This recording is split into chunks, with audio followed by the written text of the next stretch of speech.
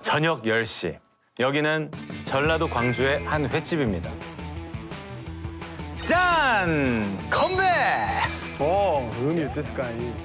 여기저기 잔을 부딪히며 사람들이 북적북적한 그 식당의 한켠에 곱게 차려입은 여자가 혼자 테이블에 앉아 있어요. 근데 아까부터 표정이 영 좋지 않은데요. 시계 한번 보고 전화기 한번 들어보고 연결이 되지 않아 삐 소리 이후 음성 사서함으로 연결되며 연결된 후에는 통화료가 부과됩니다. 이 사람이 진짜 소위 말하는 잠수 이별. 아, 그렇지. 아니면 무슨 일이 생겼거나 이젠 진짜 끝이다, 끝 하고 일어나야 하는데 또 발이 안 떨어져. 5분만 더 기다릴까? 어느덧 시간은 밤 12시를 향해 가고 있었어요. 결국 자정이 다 되어서야 한 남자가 헐레벌떡 횟집 안으로 들어섭니다. 그녀가 애타게 기다리던 바로 그 남자친구예요. 오, 오긴 왔구나. 왔어요. 사연이 있었나 보네.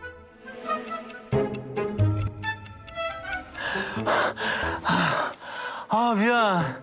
자기야, 내가 너무 늦었지? 지금이 10시니? 지금이 10시야? 아이, 목소리 좀 낮춰. 사정이 있었어. 그러시겠지. 진짜야. 급하게 오다가 차로 사람을 쳤어. 어리네.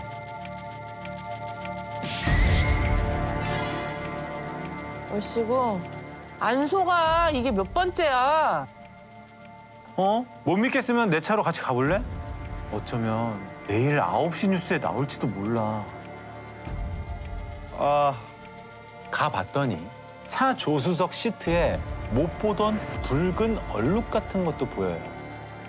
이런 핑계를 가짜로 할 수 없을 그렇죠. 거라 생각하잖아요, 보통. 당연하죠, 당연하죠.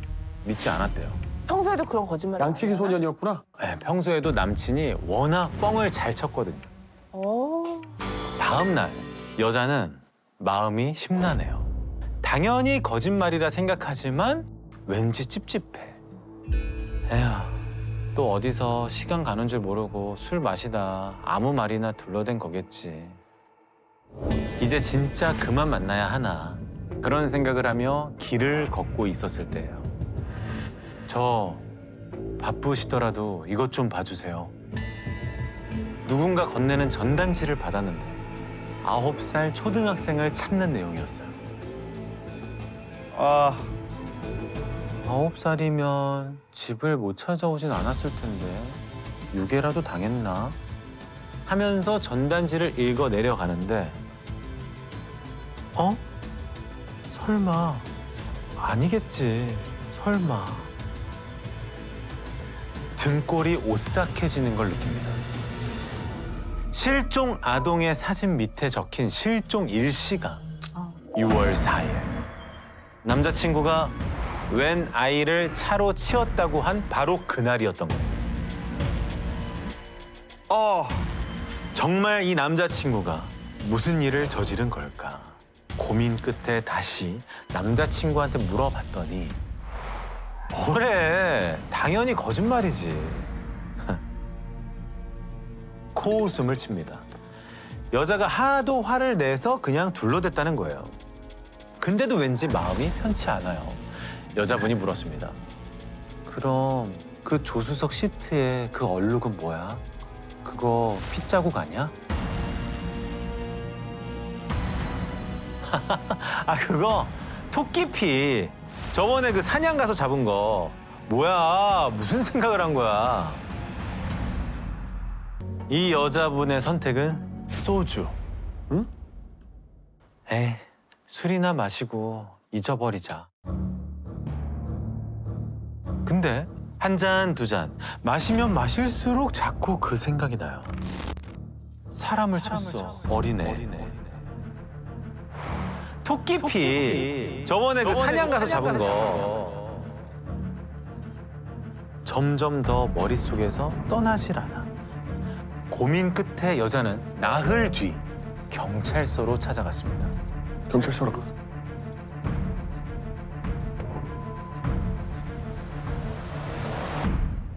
저 제보해도 되나요? 제 남자친구가 10시에 만나기로 해놓고 엄청 늦게 왔거든요. 1시간? 2시간이다. 술을 얼마나 마셨는지 혀가 꼬부라질 대로 꼬부라졌어요. 그러니 듣는 경찰들 입장에서 어땠겠어요? 그냥 주정 부린다고. 예. 그쵸. 신빙성이 없죠. 예. 뭐요? 남자친구가 데이트에 늦어서 신고하러 왔다고요? 처음엔 또 취객인가 했는데 듣다 보니 내용이 좀 묘해요. 게다가 하필이면 그 근처에서 초등학생이 실종된 날이랑 날짜까지 딱 맞아 떨어지니까 맞아. 우연치곤 좀 이상하다 네. 싶었던 거죠. 속는 셈 치고 일단 확인이라도 한번 해보자. 형사들이 수사에 나섭니다. 아까 그 전단지 속 실종 아동은 9살 초등학생 김군이었어요. 실종될 즈음 형과 용돈 문제로 싸워서 혼이 났는데 그 뒤로 집을 나가 소식이 없는 상태였죠. 아, 그럼 그 여성의 남자친구라는 박 씨의 얘기를 또 들어봐야겠죠. 박 씨를 찾아갔는데 막상 이 사람은 시큰둥. 아 미치겠다. 갑자기 찾아온 형사들을 보고도 별로 놀란 기색이 없어요. 서에 가서 얘기 좀 하자라는 형사들을 순순히 따라 나섭니다. 그리고 그는 뭐라고 했을까요? 아니 당연히 거짓말이죠. 걔가 성격이 보통이 아니에요. 만나서 들볶일 생각을 하니까 이거 암담하더라고요. 아니 그럼 여자친구에게 한 말이 다 거짓말이었다? 형사님, 생각을 해보세요. 제가 진짜 차로 애라도 치워가지고 죽였으면 그걸 제 입으로 얘기를 했겠습니까? 자, 그럼 그 다음 대화도 계속 읽어보겠습니다. 예. 여자친구 만나러 가기 전에 뭐 했습니까? 저녁 약속이 있었어요, 지인들이랑. 밥도 먹고 술도 드시고요. 얼마 안 먹었어요. 혼자서 소주 1병, 맥주 4병이 얼마 안 먹은 겁니까? 그래서 그 다음엔 어디 갔어요? 어딜 가긴요. 여자친구 만나러 갔다니까요. 서너 시간이 비잖아. 어? 여자친구 만나러 가기 전까지 서너 시간 동안 어디서 뭐 했냐고요?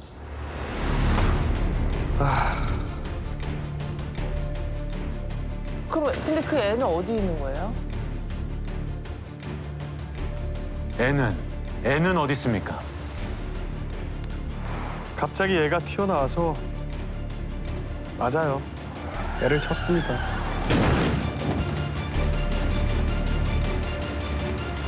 피가 좀 많이 나더라고요. 의식도 없고. 그래서 묻었습니다.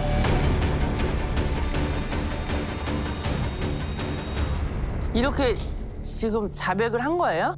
예, 이게 이게 실화예요? 네, 실화입니다. 그날 자신이 사망사고를 낸 게 맞다고 한 거죠.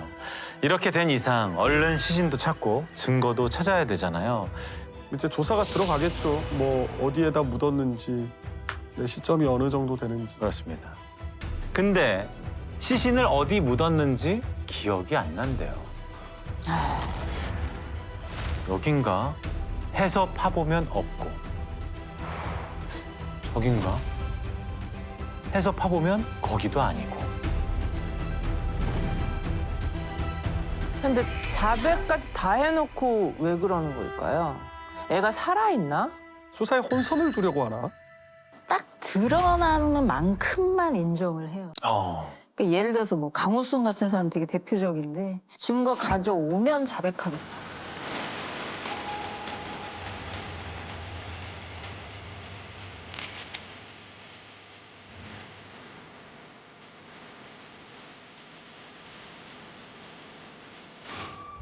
이런 식으로 자백을 했더라도 나중에 검찰이나 재판에 가서 아 그거 증거 없으면 허위 자백이었다 이런 식으로 자백을 뒤집을 수가 있기 때문에 제일 중요한 증거가 이제 차량 그렇죠. 그리고 시신. 근데 지금 시신을 못 찾고 있는 상황이잖아요. 그러면 정황 증거가 확실하더라도 살인죄를 적용하기가 힘들어요. 시신이 없으니까. 아, 그 부모들은 완전히 속이 썩어 움드러졌겠다. 그렇죠. 그런데 국과수에서 뜻밖의 연락이 옵니다. 그날 박 씨가 몰던 차량은 자재를 많이 싣는 승합차였거든요. 그 차량을 감식했는데 있어야 할 게 없다는 거예요. 그게 뭘까요? 블랙박스? 저도 블랙박스. 자, 당시 차량 감식을 했던 국과수 담당자의 이야기를 직접 들어보겠습니다. 차대 보행자 사고에서 보행자가 어느 정도 심각한 손상을 입을 경우에는 차에 여러 가지 흔적이 나타납니다. 피해자 섬유가 거기에 차에 묻게 되는데 그게 이제 압착된 섬유가 묻을 수도 있고요. 그냥 쓸린 묻은 흔적, 묻은 섬유가 나타날 수도 있습니다. 그 다음에는 이제 범퍼가 깨진다든지 전면 패널이 휘어진다든지 그런 흔적들이 나타날 수가 있죠. 근데 뭐 흔적이 거의 없었어요. 반드시 있어야 할 흔적들이 없다. 네. 차량 사고가 아니라 다른 어떤 사고로 차량 사고가 아니다. 그냥 차량 사고로 위장을 하는 게 아닌가. 뭐 그런 생각도 할 수 있는 상황인 거죠. 어쨌든 이상하죠. 경찰들은 사고가 났다고 한 장소를 중심으로 주변을 샅샅이 뒤졌어요. 그리고 그 인근에 있는 한 병원 CCTV에서 놀라운 장면을 보게 됩니다. 교통사고가 났다는 그 시간 이후에 박 씨가 병원 안에서 찍힌 CCTV 영상입니다. 어? 그 김군이야? 얘 살아있네. 너무 멀쩡하게 걸어오는데? 접수까지 같이 가서 하는데? 너무 멀쩡하게 걸어도. 네.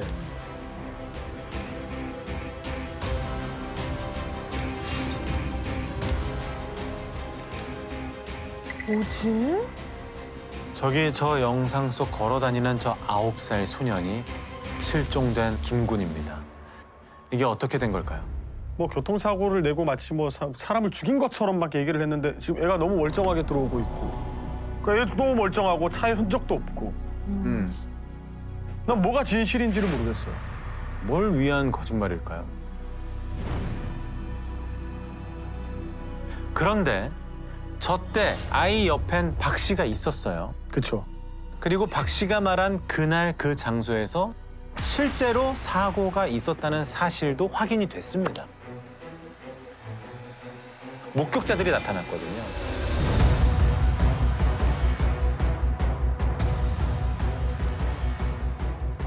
횡단보도에서 어린아이가 차에 치였어요. 근데 바로 일어나서 머리를 감싸주면서 뛰어가는데 차 주인이 내려서 쫓아가더라고요. 그리고 자기 차로 태워서 데려갔어요. 유괴네. 그러니까 이 차로 치긴 친 거예요. 쳤네. 그리고 가는 애를 붙잡아다 차에 태워서 병원을 간 거죠. 거기까지는. 병원을 갔구나. 그렇지.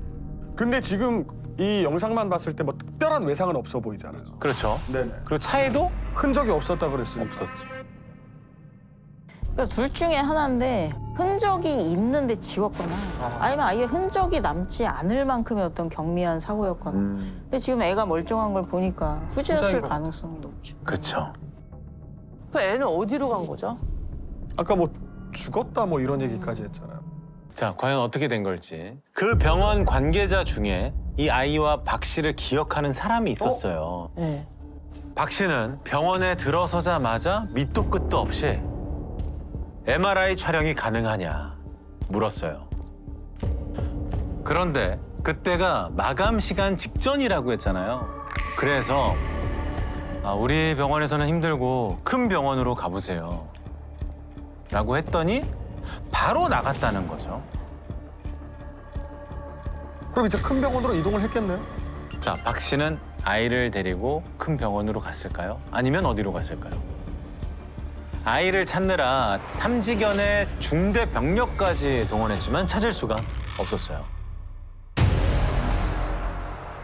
안 되겠다 싶었던 형사들은 결국 그날 박 씨 차량의 동선을 다 따라가 보기로 합니다.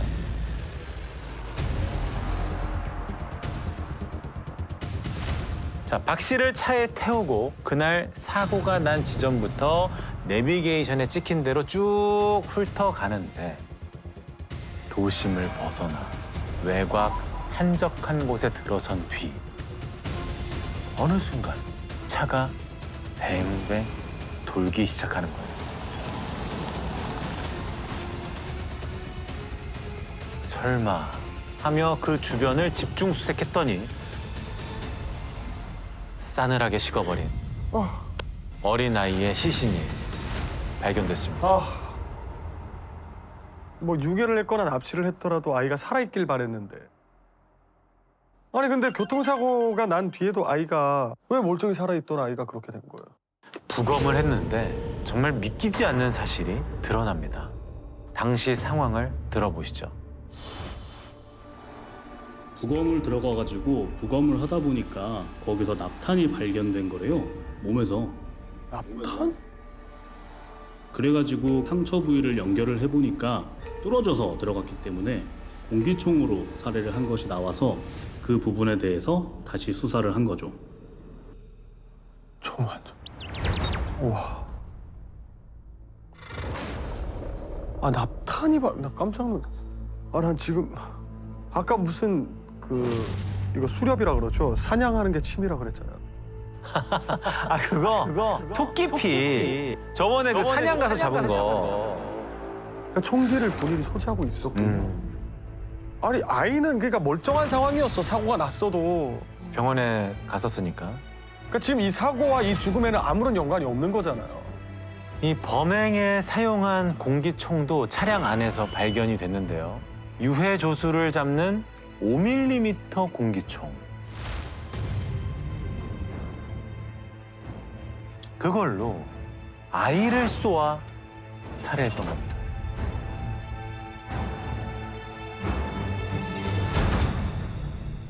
그러니까 왜 그러는 거야? 사냥한 거야? 이유가 뭔데 그러니까 도대체. 왜 이유가 뭐예요?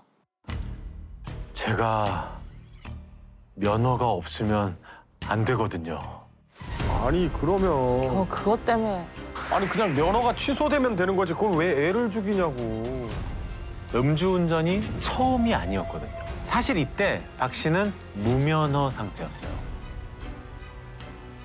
4년 전에 음주운전하다 걸려서 취소된. 이미 면허가 취소된 상태였는데 몰래 차를 끌고 다녔던 거예요. 4년 동안. 너무 이기적이다. 지금 이 사건이 6월에 일어났잖아요. 9월이면 다시 운전면허를 딸 수 있었대요. 그런데 이번에 걸리면 그 시험도 못 보니까 숨긴 거란 얘기죠. 아 근데 그런 생각이 든다. 그냥 그 병원에서 MRI를. MRI 촬영이 만약에 가능했던 병원이라면 그럼 그냥 거기서 끝내고 아이 부모와 합의해서 끝났을 수 있었을 텐데. 그러니까 병원에 처음 갔을 때는 인간의 마음으로 갔겠죠. 이렇게 아이를 걱정하는. 근데 거기서도 좀 쎄했던 게 네.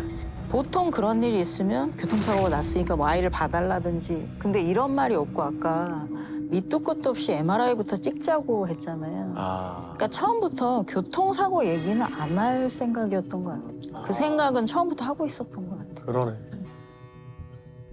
자, 박 씨가 대체 어떤 사람이었을지 가족들의 얘기를 들어봤거든요.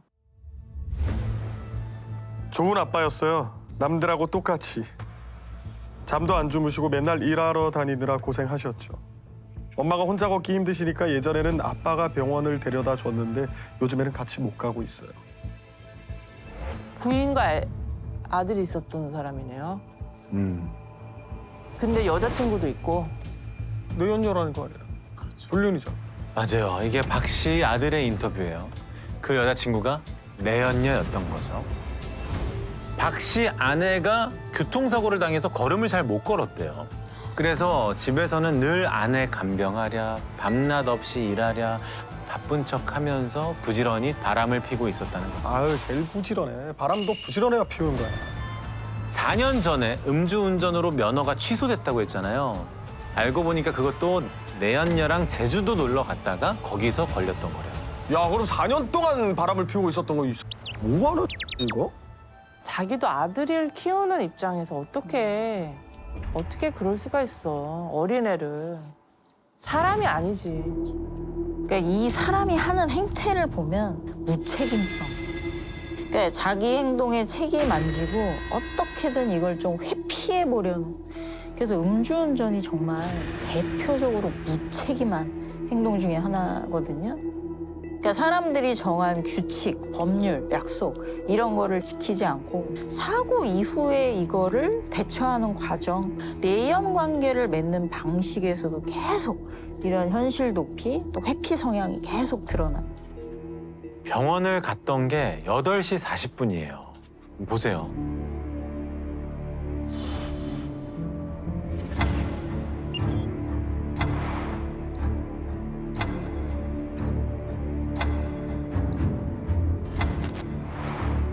(1분) 만에. 아휴. 1분도 안 걸렸네.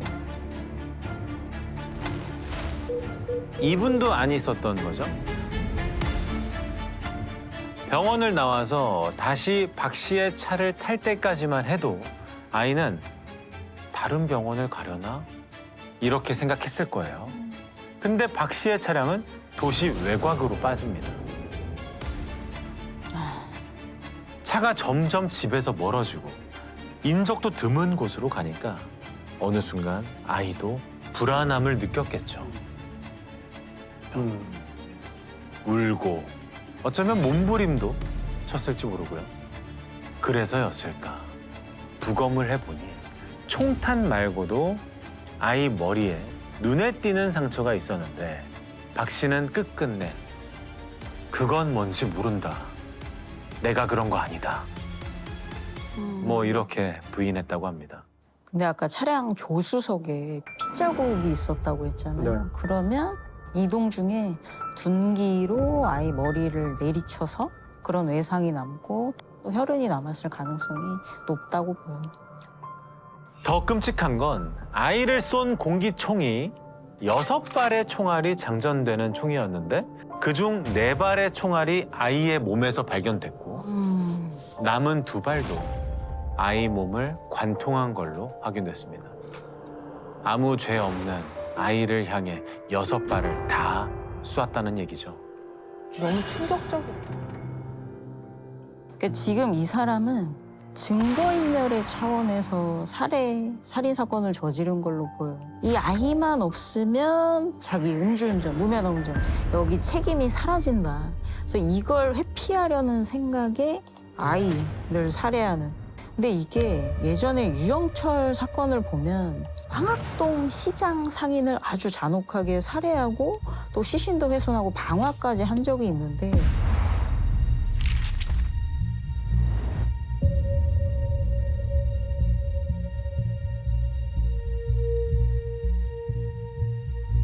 내 건의 연쇄살인이 더 드러날 것에 대한 그런 두려움이 너무 커서 그 시장 상인을 살해했던 거예요. 그러니까 사실 이 사건도 단순히 어떤 교통사고가 나서 이 아이를 어떻게 해야겠다 이것보다는 계속적으로 4년 동안 지속됐던 그 범법행위에 대한 회피를 아주 극단적으로 한 걸로 보여요.